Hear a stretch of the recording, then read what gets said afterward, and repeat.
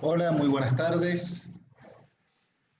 Aprovechamos para darle la bienvenida a todos y a todas quienes se están conectando en este momento a la actividad. Esta actividad se llama Salud, Discapacidad y Seguridad Social. Es una actividad académica organizada en forma conjunta por la Comisión de Seguridad Social y la Comisión de Derecho Sanitario de la Asociación de Abogados de Buenos Aires. Yo soy Federico Perkovich, soy presidente de la Comisión de Seguridad Social. Además de darles la bienvenida, queremos aprovechar para invitar a todos los presentes a formar parte de las actividades de la Asociación de Abogados, como por ejemplo las reuniones de las comisiones que estamos organizando esta actividad. Pueden encontrar información o pedir información desde la página web de la asociación. Hasta hace un ratito allí estábamos compartiendo la pantalla de bienvenida de la actividad, donde también está la página de la ABA, que es www.aaba.org.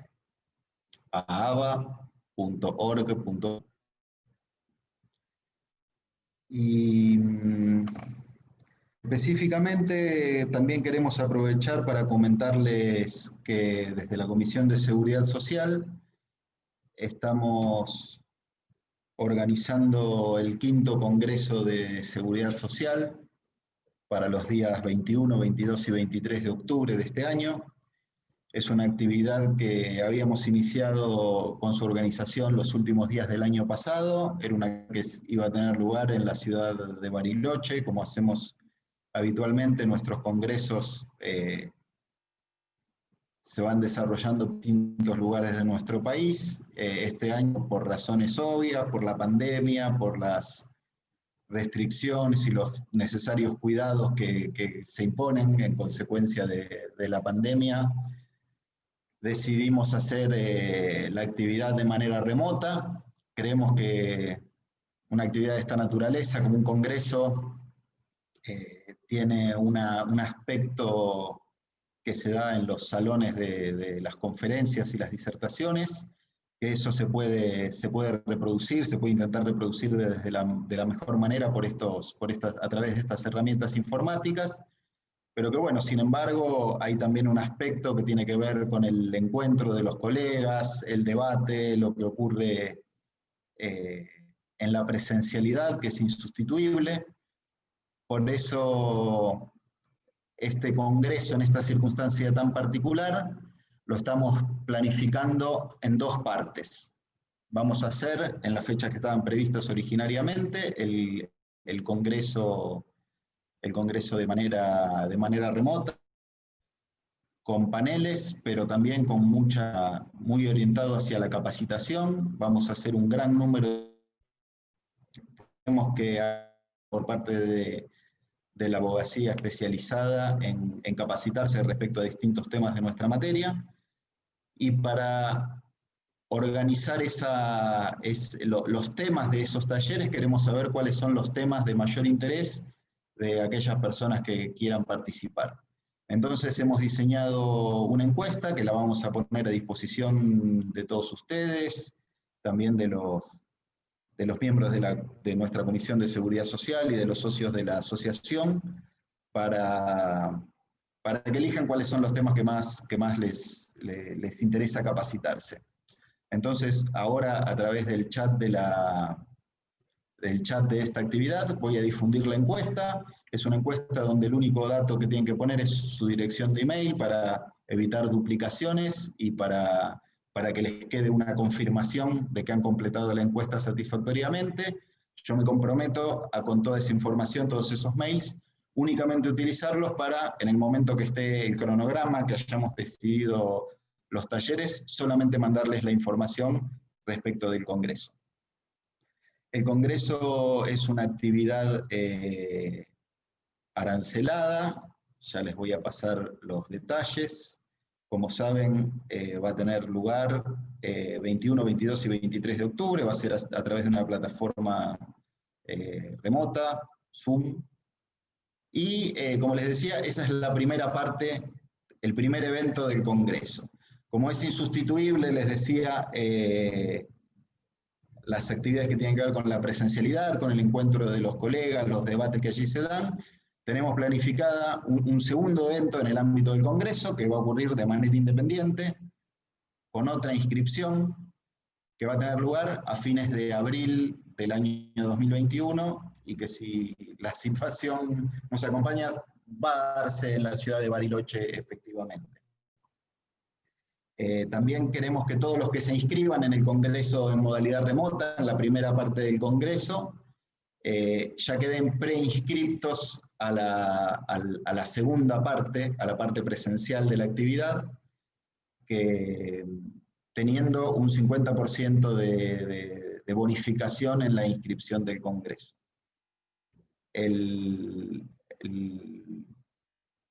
Para la primera parte, que ya va a estar en pocos días disponible la posibilidad de inscribirse a través de la página de la asociación, va a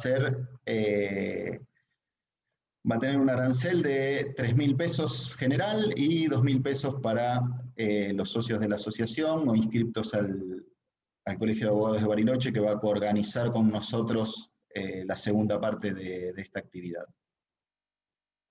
Así que estoy buscando la encuesta, enseguida la voy a pasar por el chat para que puedan completarla, pero ya le voy a dar inicio a las exposiciones y voy a ir presentando a los expositores de la actividad.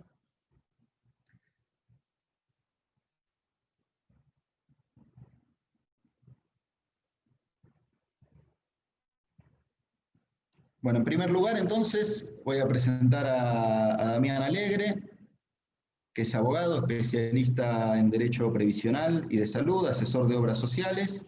Damián es un colega miembro de la Comisión de Seguridad Social de la Asociación y que integra desde hace un año y un poquito más la mesa directiva de la comisión. Así que, Damián, cuando gustes, te escuchamos. Bueno, muchas gracias Federico, muchas gracias a todos por la participación, gracias a Lava por el momento para poder compartir entre todos. Si se escucha mal me avisan, voy a poner compartir pantalla y empezamos. Bueno.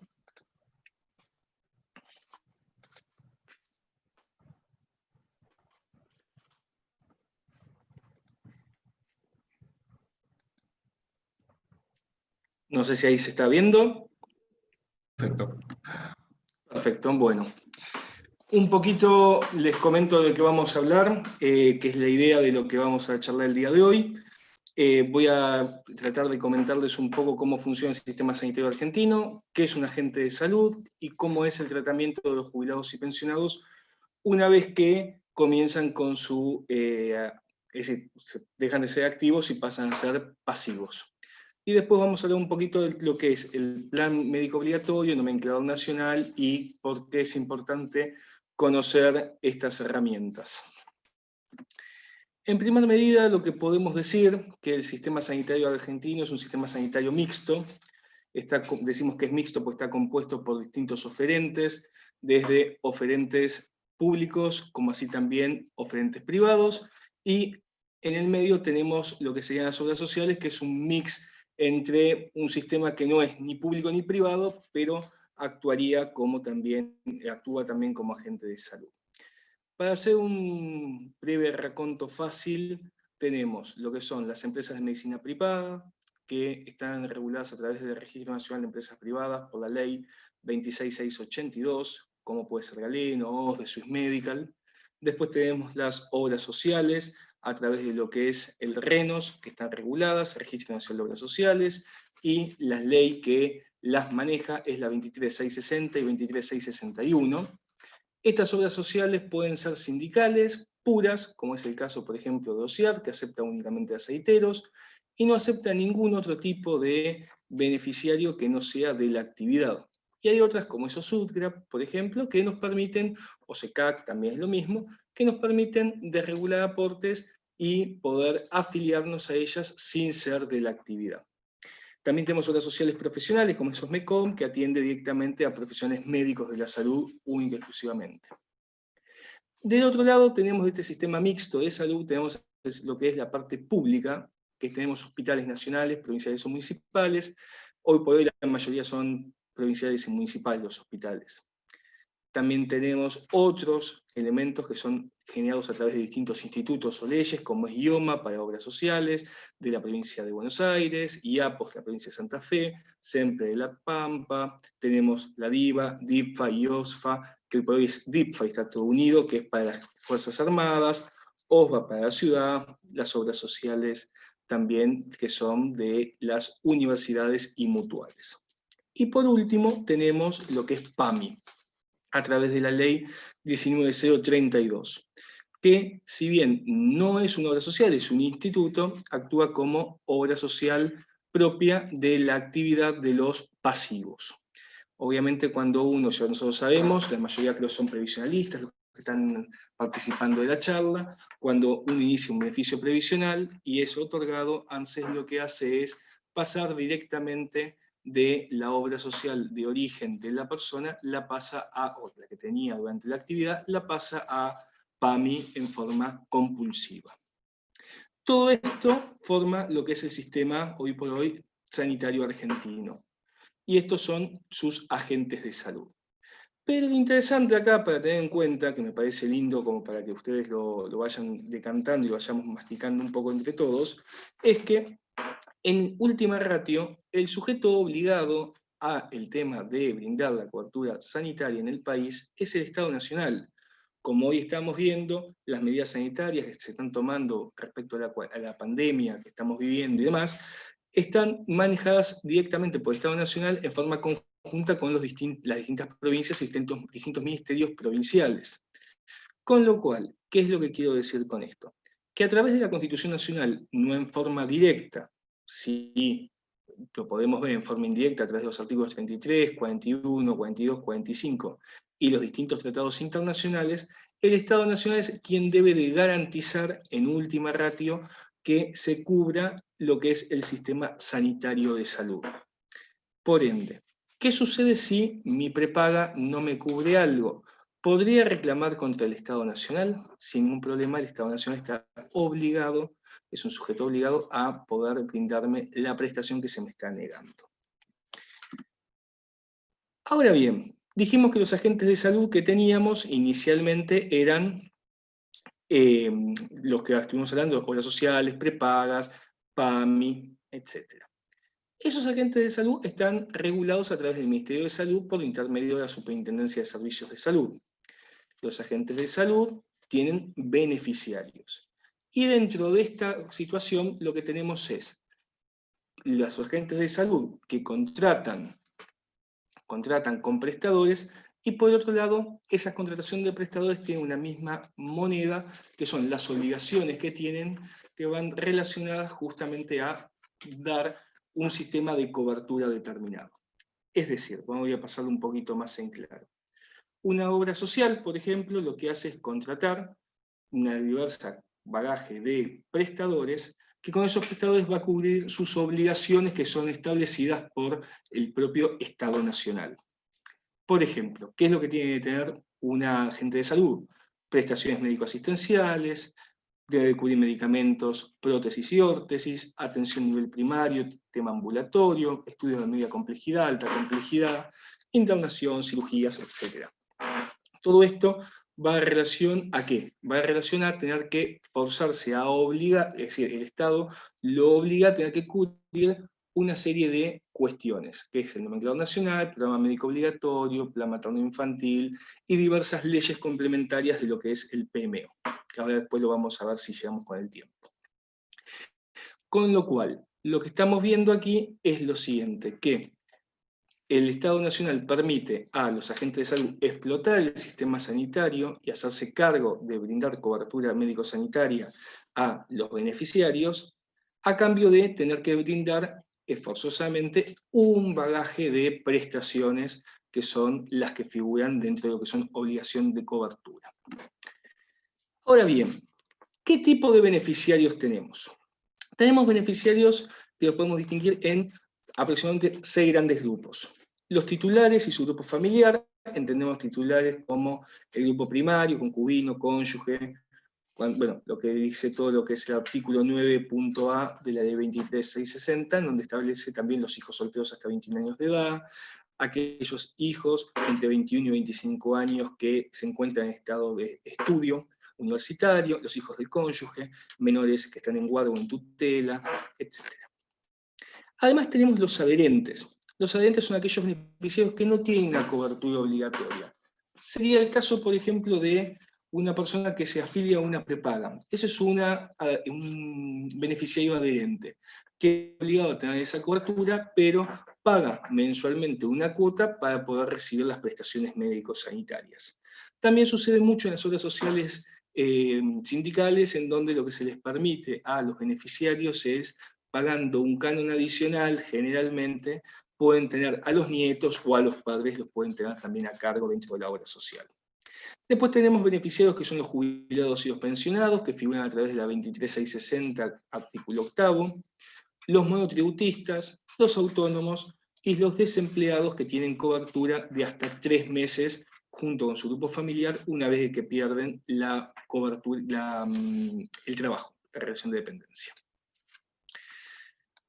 Entonces, lo que nosotros acá ya sabemos es, el Estado es el responsable de brindar la cobertura médico-sanitaria, permite a los agentes de salud poder usufructuar o poder trabajar a través del sistema sanitario, brindándole cobertura a los beneficiarios, y ahora sabemos quiénes son esos beneficiarios. La pregunta sería, ¿cómo acceden esos beneficiarios a un agente de salud? Y tenemos diversas opciones que son las que vamos a plantear en este momento. La más simple, por ahí, o la más conocida por todos, es la relación de dependencia. Cuando nosotros estamos bajo relación de dependencia, podemos tener una obra social de origen. Supongamos, yo trabajo como pastelero, tengo la obra social de los pasteleros por mi actividad y recibo por sueldo la derivación de aportes a mi obra social. Pero supongamos que yo quiero tener otra obra social distinta y tengo la opción de optar por ella, que me lo permite la ley, y eso es una obra social por opción de cambio que también puede derivar los aportes a través del sueldo. Otra de las maneras que podemos hacer es de regular dentro de una misma obra social para tener un plan superador. Generalmente las obras sociales no tienen planes superadores, son pocas obras sociales que tienen planes superadores dentro de su misma obra social, por una cuestión de que pierden su exención frente al IVA y deberían de pagar no solamente el 10.5% de IVA, sino también ganancia. Por lo cual, lo que generalmente realizan es tener una prepaga. Es el caso típico de que tenemos, por ejemplo, UP y después tenemos Acorsalud, en el cual ahí uno lo que hace es el upgrade a cambiar a una desregulación a una prepaga.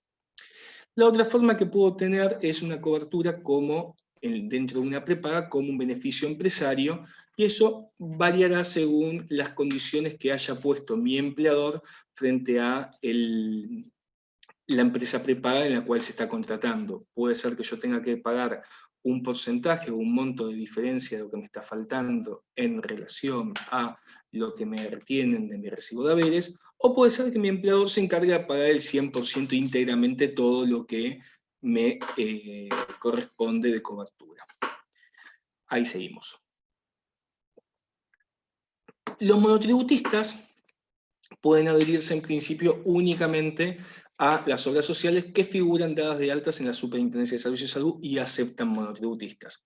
Generalmente la cobertura que le dan, generalmente casi el 99,99%, es un plan médico obligatorio puro. En la cartilla se van a establecer distintos tipos de inclusiones y exclusiones, en las cuales se van a generar qué prestaciones les van a cubrir y con qué carencias le van a dar. Obviamente siempre cubriéndole el plan médico obligatorio. Tanto autónomos como particulares, el mecanismo de funcionamiento es prácticamente el mismo. La persona es un individuo en el mundo en el cual decide voluntariamente adherirse a un agente de salud, paga un monto determinado de cuota y con ese monto determinado de cuota recibe la cobertura médica. Puede tener planes propios a través de las obras sociales o a través de una prepaga. Ahora vamos a una cuestión que por ahí es la que más nos interesa a los previsionalistas en muchos aspectos, es una vez que me jubilo, ¿qué es lo que le va a pasar? O que se jubila mi cliente, ¿qué es lo que le va a pasar? Y acá podemos hacer un cuadrito sinóptico que es una base, ¿sí? O una idea, un diagrama, que pueden haber 20 millones de alternativas, pero como para que tengamos en cuenta, generalmente pasa esto. Tenemos, si el beneficiario se jubila y tenía su obra social de origen, dijimos, por ejemplo, que era de OSECAC, y se jubiló, hay que preguntarnos si esa obra social acepta o no acepta jubilados. Si esa obra social acepta jubilados, va a mantener la obra social sin problema. Si no, caso contrario, lo mandarán a PAMI. Aquí hago un paréntesis. Lo que yo estoy tratando de transmitir, y voy a transmitirles en todas las filminas que voy a pasar, es una mirada y tratar de pensar juntos cómo piensa la gente de salud y cómo dice la normativa que es hoy por hoy. Eso no significa que si por algún motivo el beneficiario lo sacan de la obra social y lo mandan a PAMI, no puede reclamar, cosa que ahora después lo vamos a ver, que le mantengan la cobertura médico-sanitaria. Supongamos que el beneficiario ahora se jubila y tenía una opción de cambio, es decir, le hubiese correspondido, vamos a poner un ejemplo, OSECAC, pero estaba en los surdes, estaba en gastronómicos, por el motivo que fuese decidió tener esa cobertura. Acá lo que tenemos que preguntarnos es si acepta jubilados la obra social, caso que no lo acepte, nos vamos a PAMI, y en caso de que lo acepten, ahora hay que analizar si esta obra social en la cual yo estoy desregulando, o Sudgra, por ejemplo, acepta jubilados solamente de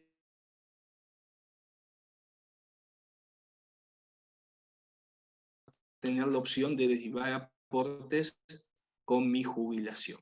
La última opción es el que estábamos diciendo, que son planes superiores dentro de obras sociales, casi no existen, es muy complicado que encontrar obras sociales que estén en estas situaciones, pero pasaría exactamente lo mismo, el mecanismo es exactamente igual.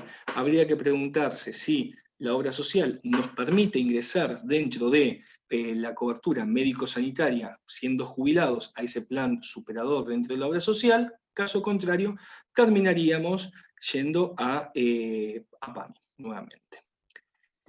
Ahora vamos a la siguiente diapositiva, en donde vamos a ver por ahí un poquito lo más complicado de todo el sistema, que es aquella persona que tiene una prepaga y quiere mantener la prepaga una vez que es jubilado.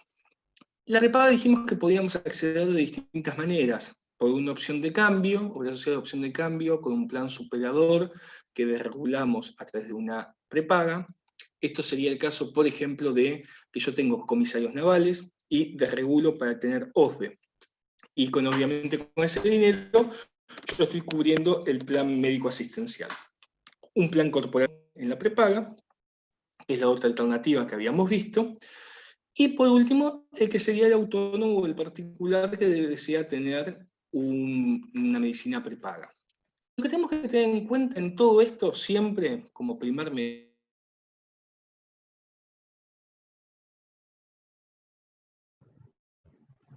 ¿Qué tal? Lo perdimos, ¿no? A Damián. Me parece que está con una situación de conectividad, así que esperamos que seguramente se va a volver a conectar. Aprovecho para comentarles que esta actividad está transmitiéndose también de manera simultánea por YouTube y que, como hicimos con las anteriores academias que hicimos en la Comisión de Seguridad Social, en unos días va a estar subida a la página de la asociación. Así que van a volver a ver el video de cada uno de los expositores. Así que voy a estar atento por si se conecta Damián. Les contaba que para el Congreso de Seguridad Social estamos haciendo una encuesta con 34 tipos de taller diferentes de los que a ustedes les gustaría participar, así que aprovecho este impasse y se los estoy dejando aquí por el chat. Y ni bien lo tenga Damián, ahí lo veo. Damián se está conectando. Cuando termina de entrar Damián, lo dejamos que siga con su exposición. Otra aclaración, el chat también está abierto para preguntas, que si queda tiempo se las vamos a leer a los expositores para, al finalizar la actividad, si hay alguna pregunta que les dispara hacer algún comentario adicional al de sus exposiciones, les vamos a dar el espacio para eso.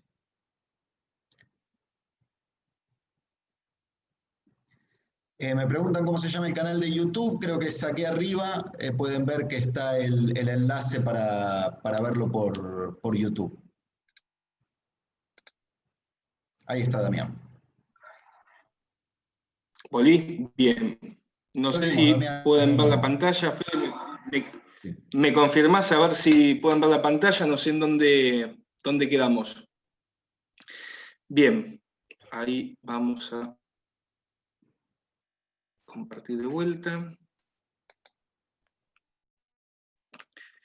Bueno, no sé dónde quedé, pero más o menos lo que estábamos comentando es lo siguiente, ¿sí? La base de las prepagas lo que funciona es de la siguiente forma. Mientras que uno pague, obviamente la prepaga no nos va a expulsar de la cobertura médico-sanitaria, porque es una empresa privada y lo que quiere obviamente es tener esa prestación médico, ese cliente. Lo que nosotros tenemos que tener en cuenta es que hay bastantes complicaciones a veces para poder mantener esa cobertura médico-sanitaria, como es el caso, por ejemplo, de que una vez que uno está jubilado y tuvo una desregulación de aportes, a veces lo que sucede es que las prepagas lo que desean es aumentarnos el valor de la cuota o requerirnos algún otro tipo de condicionamiento para reafiliación.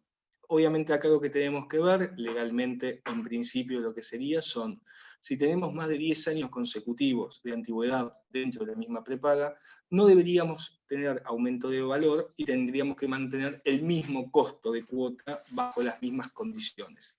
Caso contrario, la prepaga nos puede llegar a ofrecer un nuevo plan, haciendo una recotización, y en caso de que nosotros no queramos abonarlo, iríamos a PAMI. Esto es una lectura muy lineal de lo que establece la normativa vigente. Habría que jugar junto con esto a la que es la parte jurisprudencial para poder reclamar el mantenimiento y la continuidad de la cobertura sanitaria en caso de que uno esté desregulando aportes o en caso de que uno quiera derivar los aportes de PAMI a la prepaga.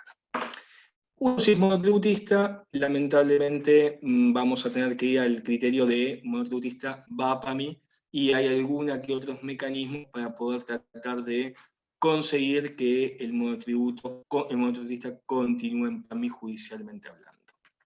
Con lo cual, haciendo un breve resumen de lo que estuvimos hablando, ¿qué es lo que es reclamable en esta situación?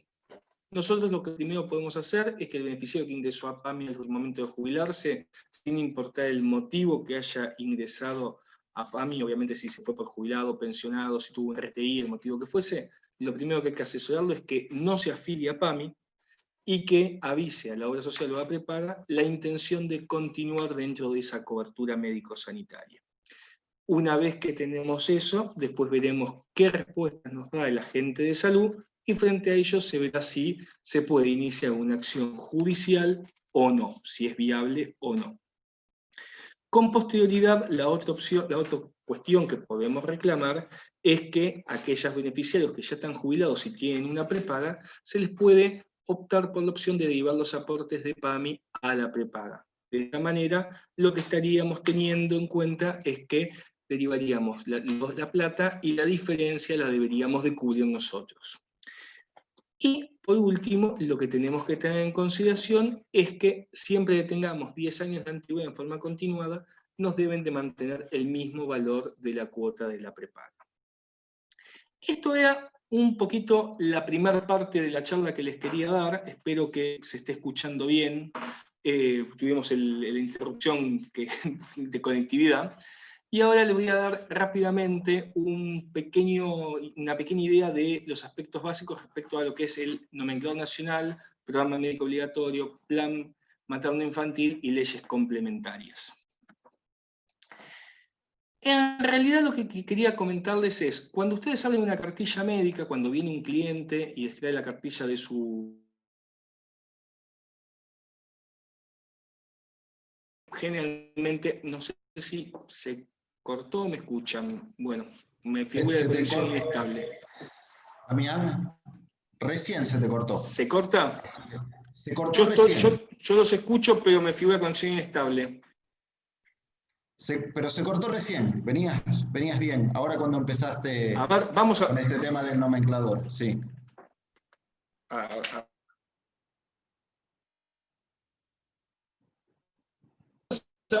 ¿Me escuchan ahora o no? Sí, a ver. Un poco cortado se te escucha.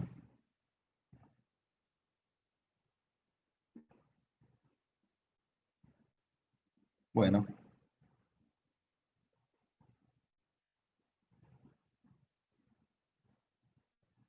Creo que otra vez se salió. Sí, se estaba escuchando.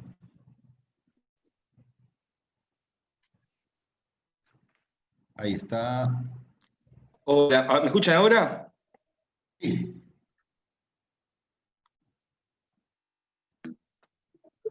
Parece Hola, que sí que te hola. escuchamos. Hola, te escuchamos. ¿Vos nos escuchás? ¿Me escuchás a mí?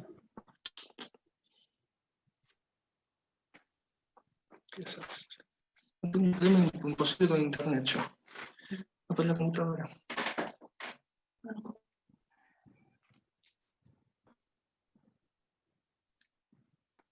A ver, Damián, no sé si podés probar alguna otra cosa. Sí, estoy viendo a ver si me puedo...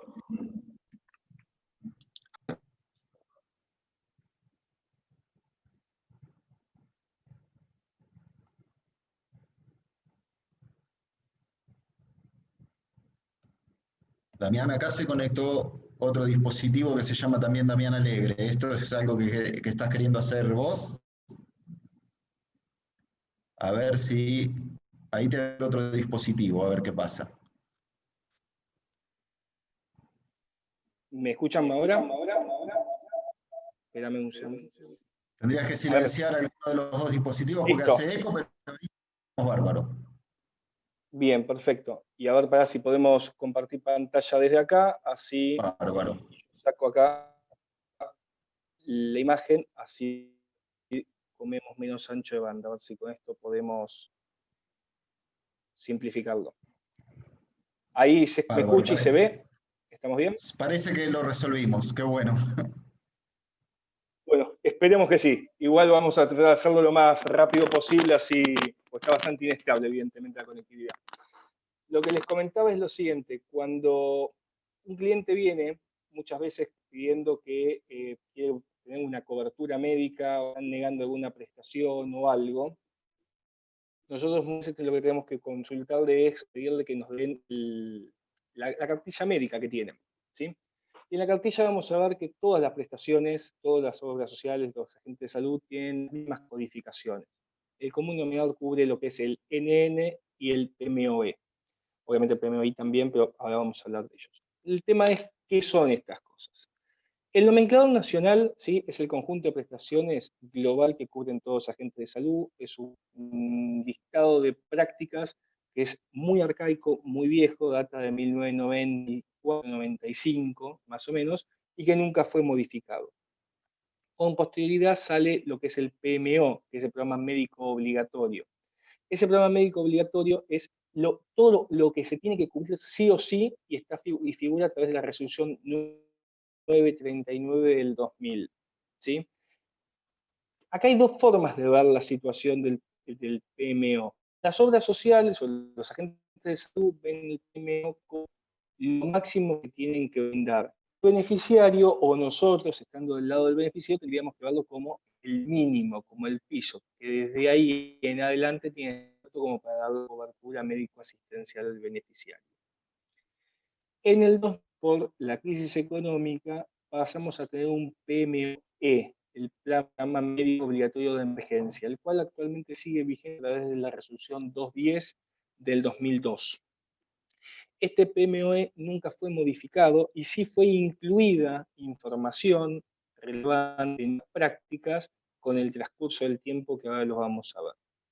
Después también tenemos lo que es el plan materno-infantil, que es el conjunto de prestaciones que están cubiertas al 100% en relación a la mujer hasta el primer mes después del parto, Y después tenemos la cobertura del primer año de vida del recién nacido, lo cual puede ser extendido. Sumado a esto, como yo les dije, teníamos las leyes complementarias que se adicionaban al plan obligatorio, como es la ley de diabetes, de celiaquía, trastornos alimentarios, reproducción asistida, etc. Como estamos viendo, y como dijimos inicialmente, espero que se me haya escuchado, habíamos dicho que el Estado era el encargado de brindar la cobertura sanitaria, que habilita poder brindarla por intermedio de ellos, y que a cambio ellos tenían que contratar un bagaje de prestadores para poder cubrir todo esto que estamos viendo ahora en pantalla. A ver si ven afuera la tecnología y podemos avanzar. ¿Qué es lo que se regula dentro del PMO? Dentro del PMO nosotros vamos a encontrar todo lo que debe de cubrir una obra social.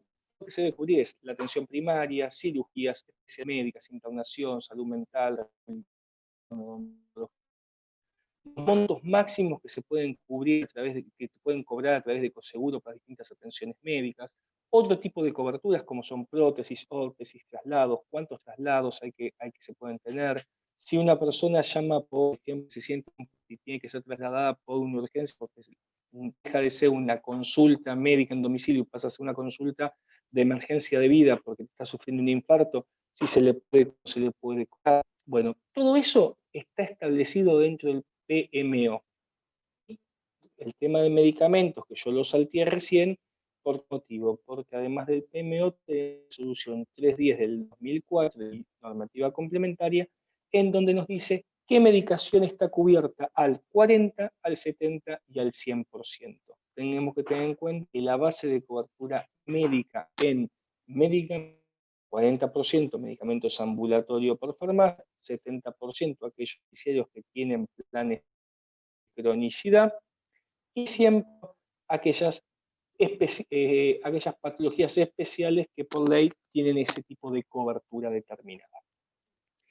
A todo esto, ¿por qué motivo digo que es importante para nosotros y por ahí ya más desde el punto de vista de asesoría al paciente y cliente que viene por un problema de salud, tener en cuenta el médico obligatorio, cómo cubre y cómo funciona? Y yo acá les puse un ejemplo que creí que es lo más práctico posible. Vamos a poner una persona que es diabética, ¿sí? La persona diabética está afiliada a una obra social y llenó lo que llama la planilla de obesidad y llenó la planilla llamada de diabetes. Las dos planillas, ¿sí?, fueron presentadas ante su agente de salud, lo cual, supongamos que la insulina, la metformina o la medicación que esté tomando relacionada con su diabetes va a estar cubierta al 100%. La planilla de cronicidad, la planilla de diabetes vence cada 6 meses y tiene que ser renovada en todos los agentes de salud. Con lo cual, si la planilla de cronicidad y el paciente diabético va a la farmacia a comprar su insulina, va a tener una cobertura del 70%. ¿Y qué sucedería si este mismo paciente en ningún momento compró su planilla de cronicidad ni su planilla de diabetes? Va a tener una cobertura del 40% en farmacia. ¿Por qué pongo estos ejemplos?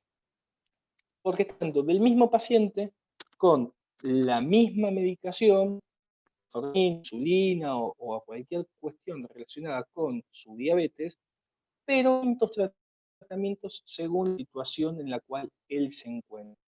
Con lo cual, lo importante es tener en consideración y conocer qué es lo que se cubre y cómo se cubre el PMO y los medicamentos para poder dar una correcta asesoría al paciente / cliente y decirle si corresponde o no corresponde iniciar una acción o cuáles son las medidas que hay que tomar. Muchas veces, no siempre, muchas veces hay cuestiones que se pueden solucionar o subsanar a través de algún documento o algún contacto con auditoría médica de la social. Los colegas van a estar hablando respecto a la parte de discapacidad, pero lo que podemos llegar a adelantar, únicamente, para no abordar ni pisar el tema de los demás, es que lo que es discapacidad tiene cobertura única y exclusivamente respecto a su discapacidad, su patología. El resto de las cosas no se cubren al 100%. Entonces, si un cliente o un paciente viene a decirnos que quiere una cobertura del 100% de algo que no va relacionado con su patología, en la cual está determinada en el CUD, en principio deberíamos entender que no tiene esa cobertura y no se puede reclamar nada. Podemos llegar a analizar, a ver la historia clínica y ver información adicional para ver si realmente corresponde o no ese requerimiento. Por último, me pareció interesante agregarles la última filmina, el último detalle, que iba relacionado a las autorizaciones de auditoría médica y el conflicto de por qué motivo auditoría médica a veces no autoriza o sí autoriza, ¿sí?, alguna práctica. Y para esto me pareció interesante agarrar un ejemplo de una cirugía común, una cirugía cualquiera, una cirugía de cadera, supongamos. Una cirugía tiene, en principio, puede llegar a tener hasta 4 autorizaciones diferentes. Una que va relacionada con la práctica, una que va relacionada con el material, una con la internación y otra con la anestesia. Si me falta alguna de estas 4 autorizaciones, el paciente no se opera. Entonces, muchas veces cuando viene el cliente y nos dice, no me autorizan la cirugía, hay que ver qué es lo que está sucediendo, dónde está el conflicto. Porque por ahí la cirugía está autorizada y el problema está en otro lado. Acá yo les pongo debajo una serie de opciones o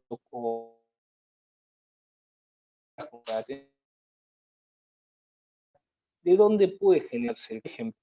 Puede ser que la práctica no esté dentro del nomenclador nacional o no plan médico obligatorio. El médico que sea una prestación que no tiene por qué cubrirla la obra social. Puede ser que se requieran estudios previos o que se requiera una historia clínica completa. Este es el caso de algún punto oncológico que haya sido detectada su patología en forma tardía, en un estado avanzado, y que lo que se busca en algún momento es que ese paciente realice una fase de estudio final, es decir, lo que sería una última fase de tratamiento oncológico. Muy posiblemente las obras sociales eso lo rechacen porque les falta historia clínica previa, les falta documentación previa y les pida estudios complementarios para poder autorizarlo, porque para ellos en sus registros esa persona está sana. Entonces, frente a esta situación, lo que se puede hacer? Generalmente, hablar con el paciente, pedirle que el paciente hable con el médico tratante haga un informe detallado, analizar la situación, ver en qué situación se encuentra el paciente, ver qué documentación tiene la obra social y cómo se puede aceitar la situación como para que esta persona pueda tener lo más rápido, más pronto la autorización en cuestión. Obviamente nosotros somos abogados y pensamos que metemos una medida cautelar, un amparo y sacamos todo enseguida. Y hay veces que no es únicamente por una negativa directa del agente de salud, sino, por ejemplo, los siguientes puntos que estaba poniendo es un conflicto que no me autorizan el material. ¿Por qué motivo es? Puede ser que sea porque me estén pidiendo un material importado y por PMO la obra social tiene que cubrir el material nacional más económico, está obligado a cubrir. Entonces, se podrá ver cómo conseguir o cómo luchar, ya sea judicialmente o no, o ver por qué motivos estamos teniendo ese problema con el material nacional o el material importado. Lo mismo que sería si tenemos un material direccionado. Puede ser que un profesional a veces direcciona la orden médica y un material determinado y la obra social no quiere comprar un único material, sino que quiere tener una oferta de materiales. Para materiales estamos hablando, por ejemplo, de una prótesis, ¿no?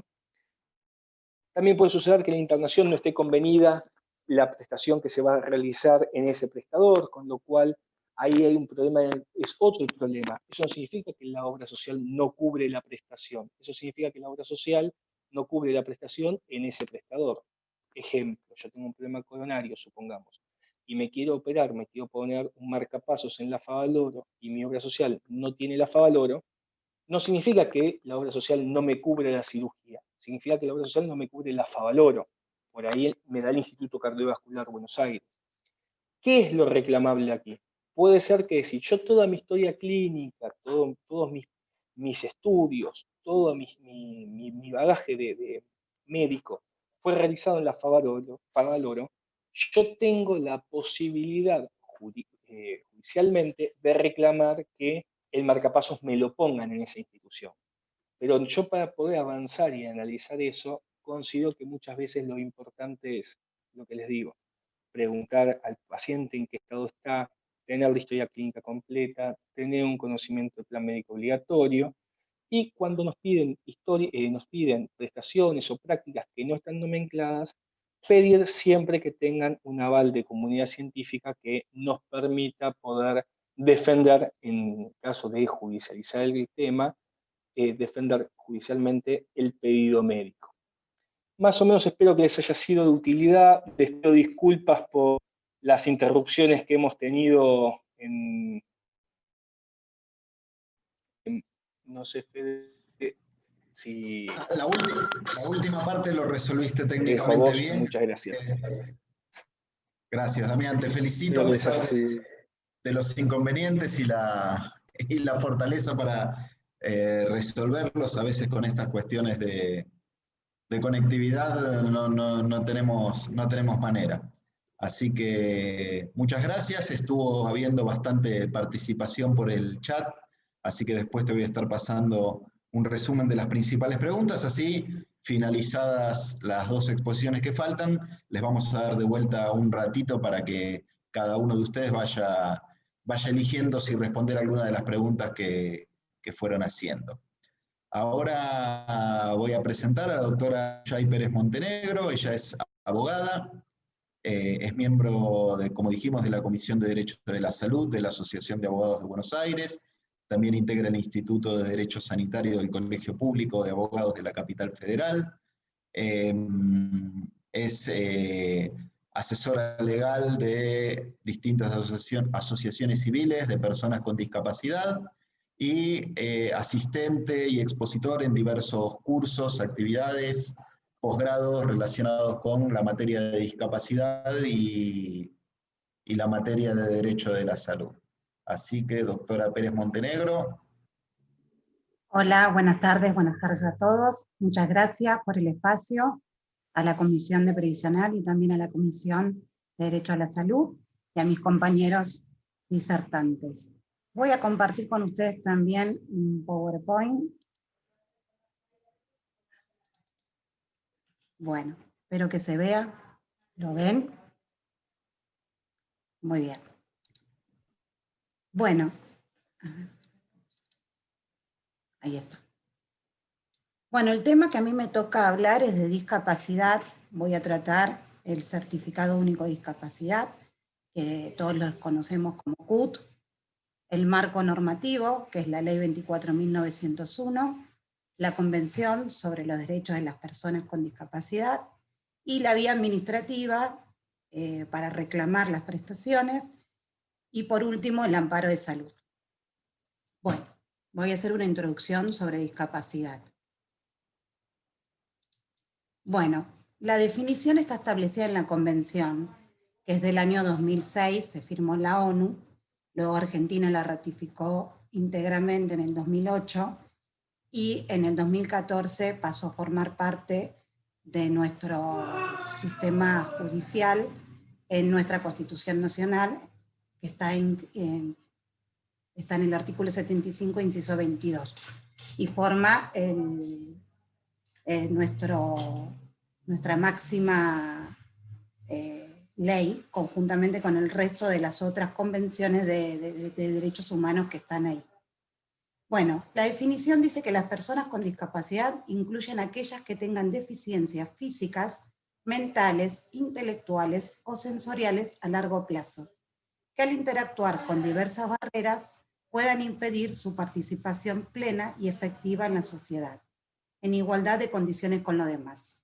Esto significa que la discapacidad de la persona pasa a un segundo plano, y lo que se tiene en cuenta son las barreras que la sociedad misma tiene conforme a las personas con discapacidad. Estas barreras son diversas y pueden ser de actitud, de transporte, de trabajo, físicas. La que se nos ocurre a todos cuando hablamos de personas con discapacidad son las arquitectónicas, como por ejemplo una persona usuaria de silla de ruedas que quiera acceder a algún edificio y no posea rampa, por ejemplo. pero también están las barreras de actitud, que son estereotipos que tenemos las personas al asumir que una persona con discapacidad tiene que ser sanada, o que no tiene una calidad de vida buena. También existen los estigmas, los prejuicios y la discriminación. Piensan que es una tragedia personal tener una discapacidad, y por eso, bueno, esto es un cambio que día a día tenemos que hacer todos en la sociedad. También existen barreras en el transporte. Piénsese que no todos los colectivos o los transportes públicos poseen acceso para las personas con discapacidad. Así que son barreras que están inmersas en la sociedad, y que todos, de alguna manera u otra, tenemos que ir generando lugares para las personas con discapacidad, y el Estado también, para poder cubrir las necesidades de las personas con discapacidad y que tengan la igualdad de condiciones con las demás personas. Bueno, esto es más o menos lo que venía diciendo, que el concepto de discapacidad evolucionó, también lo dice el propio preámbulo de la Convención, que la discapacidad es dinámica y evoluciona. Ya no se habla de enfermedad, y el diagnóstico que va a tener la persona cuando se certifique la discapacidad por medio del CUT, no va a ser únicamente por su enfermedad, sino también por el entorno con la sociedad. Acá voy a hablar un poquito del Certificado Único de Discapacidad, que es un certificado que le da derecho a la persona para acceder a las prestaciones y beneficios que te otorga el Estado, ¿no? Están previstas en la Ley 22.431 y en la 24.901, que más adelante les voy a tratar. La tramitación es voluntaria y gratuita, y se realiza por medio de una junta evaluadora interdisciplinaria. Esto es importante porque, bueno, la junta es un grupo de profesionales que van a ver no solo la discapacidad, sino también el funcionamiento de la persona en la sociedad. No es permanente, acá lo dejo claro, que no es permanente el CUT, dado que el funcionamiento de la persona es dinámico, y a su vez también pensemos que la salud, la ciencia evoluciona, y lo que se te puede certificar hoy como una prestación para tu discapacidad, a largo plazo podría ser otro. Entonces se tiene que ir renovando el certificado. ¿A quiénes está dirigido el CUT y cuál es su vigencia? Bueno, como les decía, cualquier persona que quiera acceder a la Junta Interdisciplinaria para determinar algún tipo de discapacidad. La vigencia va a depender de la edad de la persona solicitante. Si posee de 0 a 5 años, será como máximo 5 años, y si es mayor de 5 años, máximo 10 años. Cuando son muy pequeñitos, en general, a veces, y sobre todo cuando tienen diagnósticos de TEA, suelen hacerlo por un año, renovables luego por otro año, para ver cómo se va desarrollando las prestaciones médicas y cómo va evolucionando. Bueno, el trámite, ¿cómo se realiza el trámite? La persona interesada tendrá que tramitar el CUT, deberá consultar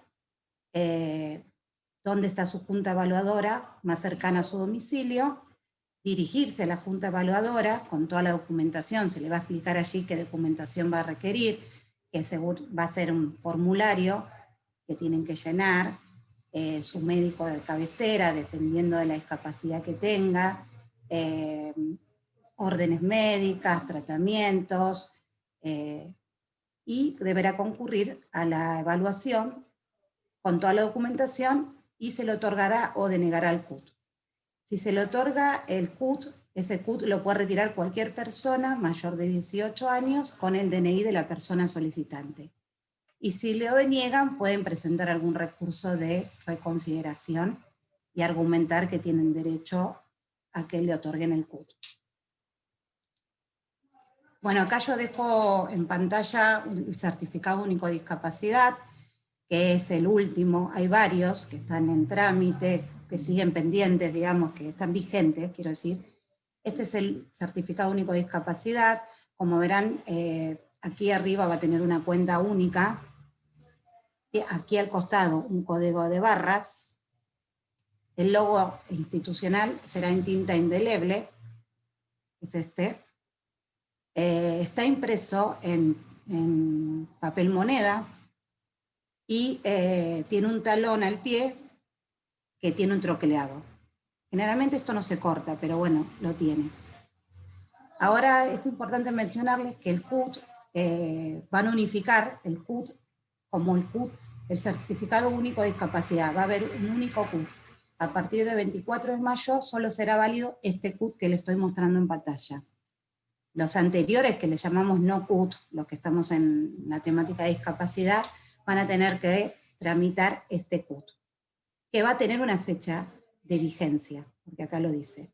Hay algunos no CUT, que son certificados de discapacidad igual, ¿no? Y tienen prestaciones, orientación en prestaciones, no tienen fecha de vencimiento. Entonces, esto es lo que quiere unificar la Agencia Nacional de Discapacidad y dictó esta resolución, que es la 155/20, el 26 de mayo del 2020. Bueno, ¿qué derechos y beneficios se accede cuando se obtiene el CUT? Tienes derechos a la salud, al 100%, como decía el doctor Alegre, que tenga que ver siempre con la orientación prestacional por la discapacidad. A la educación, al transporte, ya sea de corta o larga distancia, transporte terrestre, al símbolo internacional de acceso, que es el libre tránsito y el de libre estacionamiento. Tendrás exenciones en patentes y ABL, se tramitan en la JIP. Al empleo, digo al empleo porque hay una ley, que es el cupo laboral, que establece que las personas con discapacidad, hay un 4% que deben cubrir los puestos dentro del Estado Nacional y un 5% dentro del gobierno de la Ciudad de Buenos Aires. Actualmente ese cupo no se está cumpliendo, pero bueno, está la ley y tienen derecho a presentarse para estos trabajos de empleo público.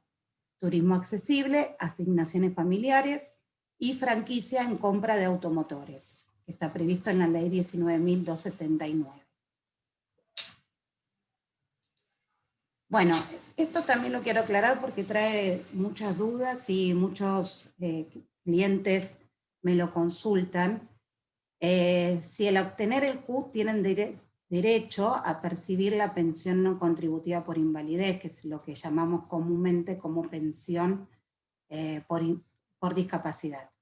No tenés derecho directo, como el resto de los beneficios que mencioné en la anterior diapositiva, sino que tendrás que tramitar ante la Agencia Nacional de Discapacidad, primero ante el ANSES, y luego será resuelto por la Agencia Nacional de Discapacidad el expediente, pero tienen que cumplir con ciertos criterios socioeconómicos y de vulnerabilidad que están previstos en el decreto 432 del 97 y la resolución 8 del 2020 de la Agencia Nacional de Discapacidad, que se dictó en enero de este año, que cambió los criterios y son unos criterios mucho más amplios que los que rigen en el decreto 432.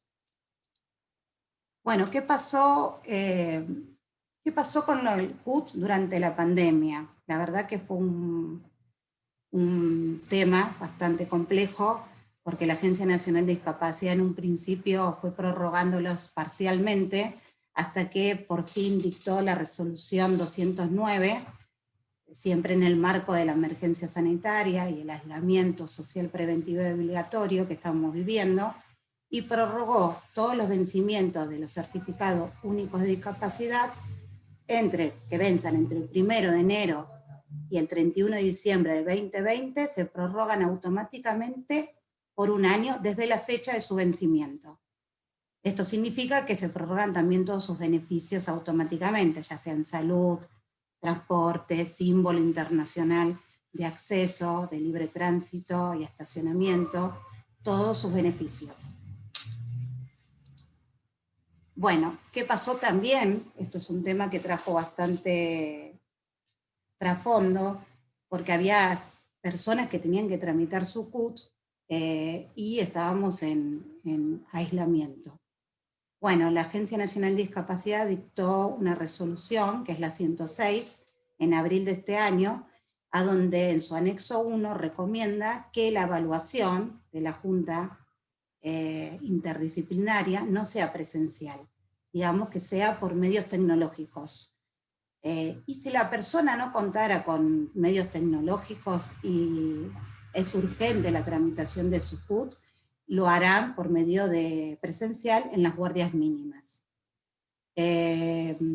Bueno, se enviaría toda la documentación por correo postal y se acordaría un día, deberá dejar un mail o un número de celular para que se la pueda contactar la Junta Médica y resolver qué día van a tomar la Junta Médica desde los diferentes lugares donde vive cada uno de los integrantes y el solicitante, y luego, si se otorga el CUT, será remitido vía postal con acuse de recibo al domicilio del titular, o se va a acordar una fecha de entrega cercana al domicilio. Bueno, después también hubo varios inconvenientes con respecto al tema del COVID y las personas con discapacidad que eran contagiadas por COVID-19. Estuvimos varios meses sin tener ningún tipo de protocolo, cómo actuar, si eran derivadas a hospitales, a sus obras sociales, cómo tratar a las personas con discapacidad en el marco de esta situación.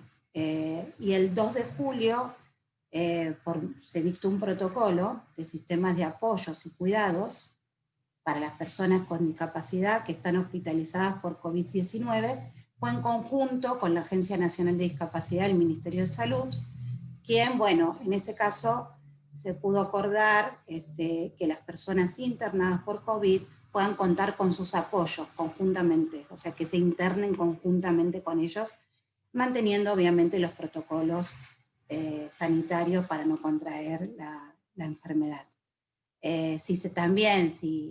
Si la posibilidad que había de que se quedaran aisladas en su domicilio, estaba previsto. Y también, esto es importante, que es el acceso a la comunicación por medios alternativos y aumentativos. Es decir, que si la persona con discapacidad tiene algún tipo de discapacidad que no entiende a los médicos o no puede entenderlos, que pueda tener el apoyo para que le pueda transmitir su estado de salud y las intervenciones médicas que se llevarán a cabo. Siempre se tiene que garantizar que la persona con discapacidad tome las decisiones en su salud y tratar de eliminar todas las barreras que puedan existir, que les comentaba anteriormente. Bueno, acá dejo un mail que el ANDIS manifestó para casos urgentes, donde pueden escribir las personas con discapacidad o familiares que contraigan el COVID, y un WhatsApp que también atienden siempre por WhatsApp, no es llamado telefónico, pero se puede mandar un mensaje por WhatsApp y hacer las consultas pertinentes a la Agencia Nacional. Bueno, y entrando luego a la legislación y el marco regulatorio nacional sobre discapacidad, les comento que tenemos la Ley 24.301 del 81, que marca el sistema de protección integral de los discapacitados, la ley lo dice así, debería decir de las personas con discapacidad, pero pensemos que es mucho más anterior que la convención, que es del 2006. Después la ley 24.901 de 1997, que menciona sobre los sistemas de prestaciones básicas en habilitación y rehabilitación integral a favor de las personas con discapacidad. La ley 25.504 del 2001, del Ministerio de Salud de la Nación, que por medio del cual se expedirá el CUT, la resolución del Ministerio de Salud 675 del 2009, que aprueba el protocolo de evaluación y certificación del CUT. Acá es donde se establece que es el CIF, la clasificación internacional del funcionamiento de la discapacidad y de la salud, para establecer los criterios para otorgar el CUT. Y las herramientas jurídicas con las que contamos todos para la defensa de los derechos de las personas con discapacidad: la Constitución Nacional, que es en el artículo 75, inciso 22, a donde está incluida y tiene jerarquía constitucional la Convención de los Derechos de las Personas con Discapacidad, entre otras convenciones de derechos humanos, tratados de derechos humanos. El artículo 23, que habla de medidas de acción positiva que tiene que tomar el Estado con respecto a un grupo de personas vulnerables, entre ellas las personas con discapacidad, como así también los adultos mayores, los niños, niñas y adolescentes, las mujeres, otros tratados internacionales de derechos humanos, la ley 26.378, que es del 2008, a donde Argentina aprueba la convención y su protocolo facultativo. Cuando la Argentina la aprueba, significa que se va a regir por los artículos de esta convención. Y también, al aprobar el protocolo facultativo, el Comité de Derechos de las Personas con Discapacidad, el Comité de la Convención, tiene facultad para recomendar a los estados partes, entre ellos la Argentina, hacer recomendaciones respecto al tema de la discapacidad en el país. Y también la Argentina está obligado a presentar cada 4 años un informe de cómo va avanzando dentro de su normativa interna respecto a la convención. La última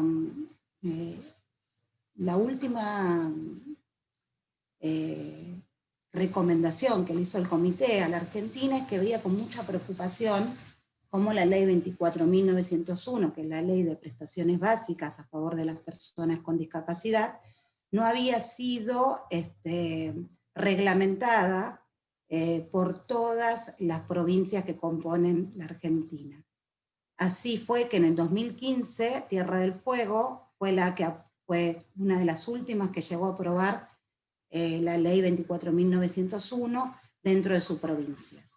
Esto es importante también porque partimos de un sistema federal en donde las provincias se delegan la competencia en educación, salud, y entre ellas, bueno, las leyes son nacionales, se invita a las provincias a que se adhieran, pero queda en ellos adherirse o no.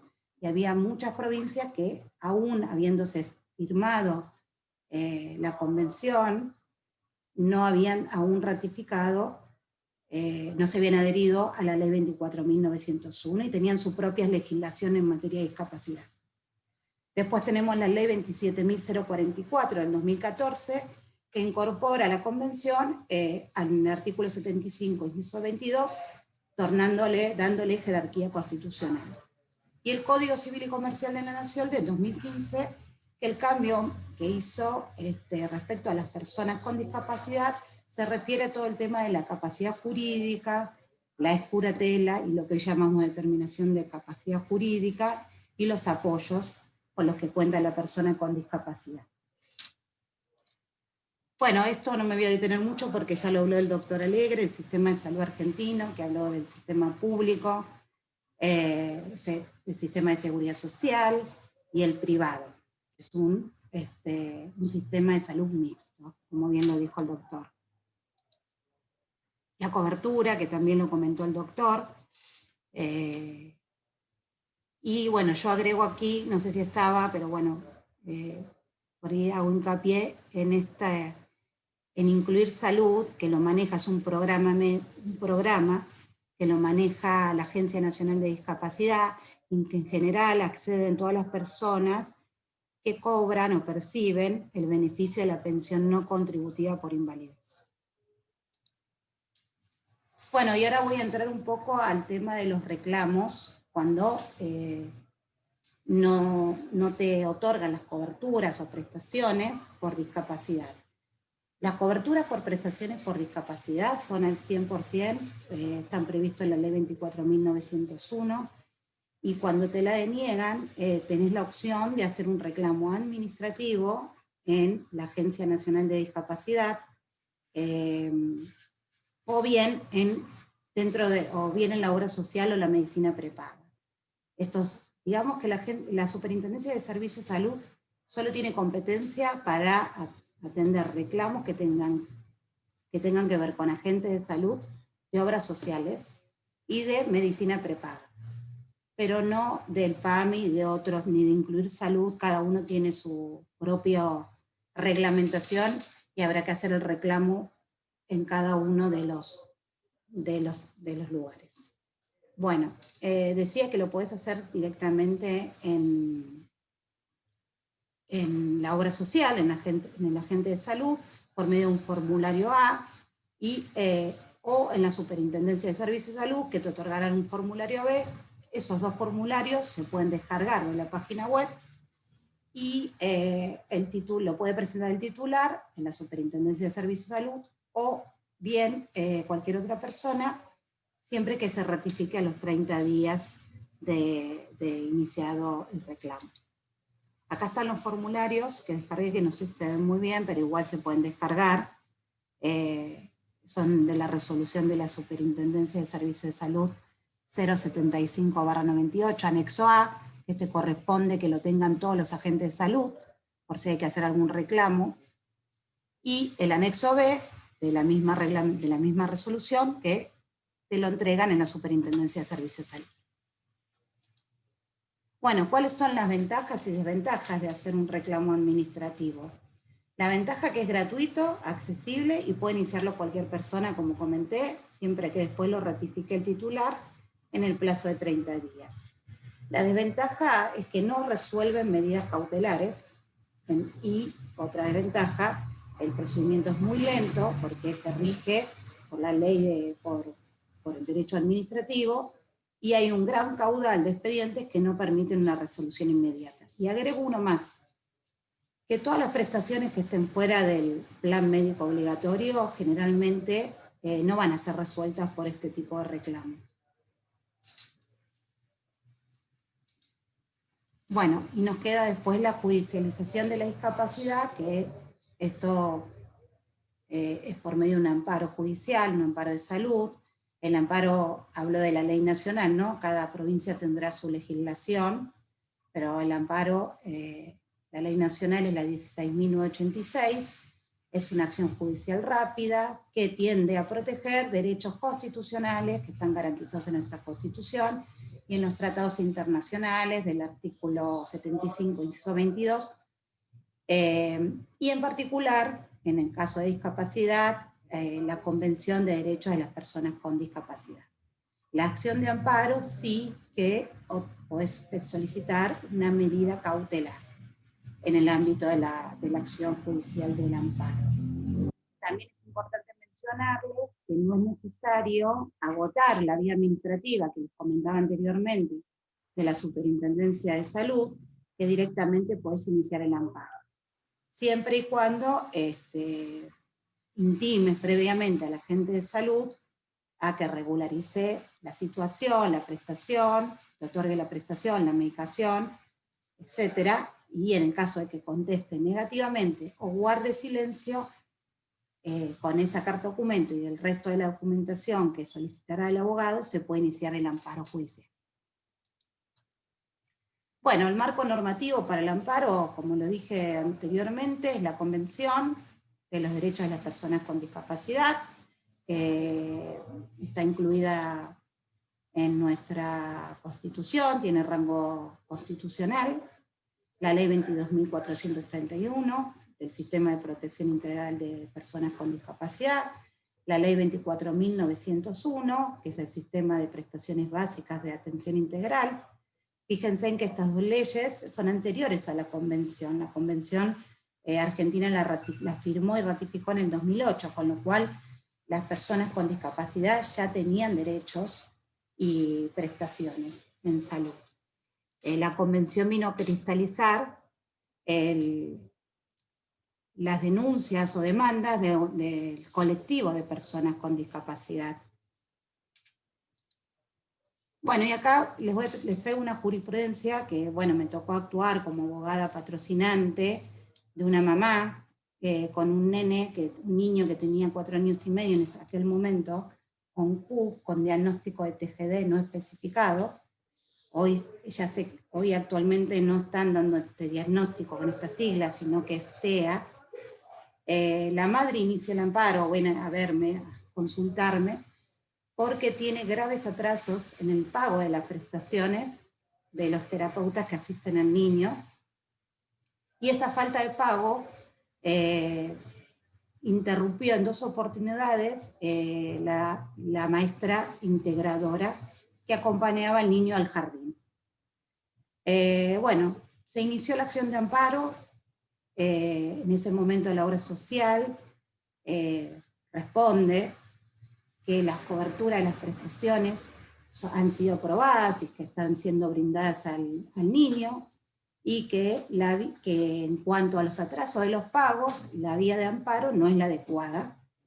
Sostiene que no se encuentra recibiendo pagos del Fondo Solidario de Redistribución, hoy se llama Mecanismo de Integración, y que por eso se han visto alargados los pagos, y se está financiando el sistema. El fallo en primera instancia,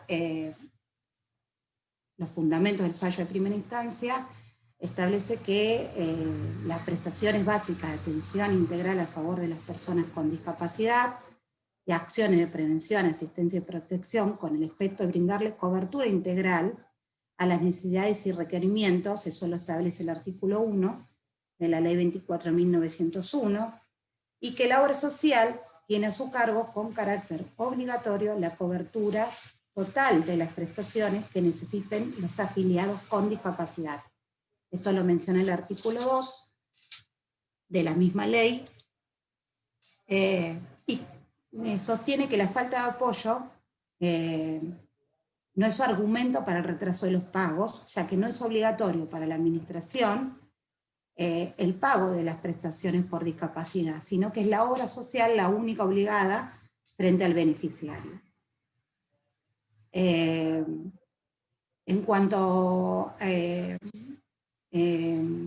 después, obviamente, también establece, como estamos hablando de un niño, está la Ley de Protección Integral de los Derechos de los Niños, Niñas y Adolescentes, la 26.061, donde también hace mención a la atención integral de su salud y en igualdad de oportunidades, y que se brinden por el tiempo que el Estado de Salud requiera a su costo. O sea, le indica a la obra social que debe cumplir con la prestación todo el tiempo que el niño lo requiera y en tiempo y forma. Ese fallo fue apelado por OPACA, que era la obra social, y en Cámara, en la Sala 3, resuelve que la demanda, o sea, vuelve a sostener que incurre en un error la obra social al pretender que a través de un amparo no se pueden solicitar el reintegro de prestaciones, ya que lo que quiso la madre es que la continuidad de la prestación que necesita su hijo, y que es obligación de la obra social abonar en tiempo y forma los tratamientos para que no perder la continuidad de los mismos. Lo quería resaltar esto porque generalmente en los amparos no se piden el reintegro de prestaciones, acá no se pedía un reintegro de prestaciones en sí, pero sí se pedía al juez que el pago de los tratamientos fueran en tiempo y forma, y no se pasara, o sea, que no fueran, estábamos hablando de atraso de 6 meses en las prestaciones, no había maestra integradora que durara en el trabajo, porque nadie puede trabajar 6 meses sin cobrar, entonces el niño se veía siempre vulnerado su derecho de tener su maestra integradora, porque por la obra social no pagaba en tiempo y forma. Después yo estos argumentos los seguí utilizando en otros amparos de salud, cuando veía que había atrasos desmedidos, y lo pedía en las medidas cautelares también, aparte de pedir la prestación en sí, y he tenido bastante suerte porque han salido resoluciones de medidas cautelares en donde intiman a las obras sociales a que paguen en tiempo y forma en un plazo de 15 días de presentadas las facturas por los prestadores. Y bueno, y por último, voy a hablar de acompañantes terapéuticos muy brevemente, porque después mi compañera, la doctora Magnante, va a hablar de asistentes domiciliarios, que es muy importante. Quería comentarles que, bueno, el acompañante terapéutico es un apoyo de la persona con discapacidad que las ayuda en las actividades diarias y en las relaciones con la sociedad. Pueden trabajar en domicilio, escuelas, centro de día, cuentan con conocimientos para trabajar con personas con discapacidad y favorecen su autonomía, sus habilidades sociales, emociones, emocionales, etc. Se suele confundir al acompañante terapéutico, con el asistente domiciliario, que está previsto en la ley 26.480, que incorporó el inciso D al artículo 39 de la ley 24.901, que está nomenclado. El acompañante terapéutico no está nomenclado, no está dentro del nomenclador que manifestaba y mencionaba muy bien el doctor Alegre, y que es bastante, desde 1999, porque estamos hablando de una resolución 428 de 1999, el nomenclador, pero pensemos que el nomenclador es enunciativo, no taxativo, o sea que hay prestaciones que van a ir variando y que las obras sociales o los agentes de salud o el Estado tendrá que cubrirlas, como prevé la ley 24.901 al 100%. Bueno, últimamente los tribunales han sostenido que normas administrativas, como es el nomenclador, no pueden excluir coberturas por el solo hecho de no estar contempladas en la misma. Bueno, y para finalizando, les agradezco a todos por estar ahí, haberme escuchado, pero que haya sido de utilidad. Gracias. Muchas gracias, doctora Pérez Montenegro. Ahora vamos a hacer un pequeño receso de unos 8 minutos y 17:30 continuamos con la exposición de la doctora Magnante. Les recuerdo que esta actividad va a ser subida a la página de la asociación en los próximos días. Lo digo para quienes están preguntando por el material que están pasando los expositores. Aprovecho este ratito para repetir algo que hace referencia nada más que a nuestra Comisión de Seguridad Social, que tiene que ver con el 5º Congreso de Seguridad Social que vamos a organizar el próximo 21, 22 y 23 de octubre. Como a esa actividad pensamos darle una impronta muy fuerte desde la capacitación. Queremos conocer de parte de los eventuales asistentes al Congreso, cuáles son los temas que más interesan para capacitarse en modalidad taller. Así que preparamos una lista un poco larga de 34 temas en la, y les pedimos en esa encuesta que ustedes elijan los 3 que más les interesan, como para ir tomando la decisión de cuáles son los temas que generan más interés y poder hacerlo. Así que en este momento estoy repitiendo el link para hacer la encuesta. Si quieren pueden aprovechar ahora, si quieren pueden hacerlo en otro momento, y 17:30 volvemos con la exposición de la doctora Magnante, y finalizada la cual vamos con las consultas que puedan responder los expositores, que son las que estuvieron haciendo ustedes a través del chat. Nos vemos enseguida.